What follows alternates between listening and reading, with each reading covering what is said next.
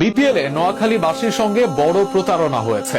দলটি ছিল সম্পূর্ণ ফিক্সারদের দখলে, যেখানে ফিক্সিং এ যুক্ত ছিলেন স্বয়ং এক বিসিবি পরিচালক। রিয়াসত আজিমের এক অনুসন্ধানী রিপোর্টে কল রেকর্ড সহ উঠে এসেছে ভয়ানক এসব তথ্য। বোর্ড পরিচালক শামীম ও নোয়াখালী এক্সপ্রেসের চেয়ারম্যান মিলে চালিয়েছেন ফিক্সিং। আরো শুনুন প্রতিবেদনে। একেই হয়তো বলে সর্ষের ভেতর ভূত। এবারের বিপিএল এ সবচেয়ে বেশি হাইপ তুলছিল নোয়াখালী এক্সপ্রেস। দলটি তাদের যাত্রা শুরু করার আগেই পেয়েছে এক বিশাল বড় ফ্যান বেস। তবে সেই নোয়াখালীবাসী হয়তো জানেনই না তাদের সাথে হয়েছে কত বড় প্রতারণা।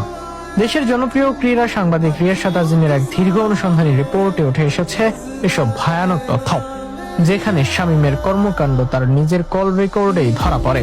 একাধিক তথ্য প্রমাণ ও কল রেকর্ড হাজির করেছেন দ্য রিয়াসত আজিম, যেখানে উঠে এসেছে বিসিবি পরিচালক শামীম ফিক্সিং কাণ্ড করেন, 50-50 পার্টনারশিপ করেন, আবার বিসিবির নতুন টুর্নামেন্টের প্রধান হওয়ার ব্যবস্থা করেন, সেই খেলা টিভিতে সম্প্রচার করে সেখানেও ফিক্সিং করানোর ব্যবস্থা করেছেন। শুধু তাই, ফিক্সিং এর বড় অংশটা হয় নোয়াখালী এক্সপ্রেসকে নিয়ে, যেখানে যুক্ত ছিলেন স্বয়ং দলটির চেয়ারম্যান তৌহিদ। একে তো এবারের বিপিএল হয়েছে মেয়ার মেরে, ভেন্যু বাড়ানোর কথা বলে কমেছে ফাইনাল কাল, এখনো দেখানো হয়নি ট্রফি। দল কমেছে, যেই 6টি দল রয়েছে তার মধ্যে আরেকটি আবার বিসিবির মালিকানায়।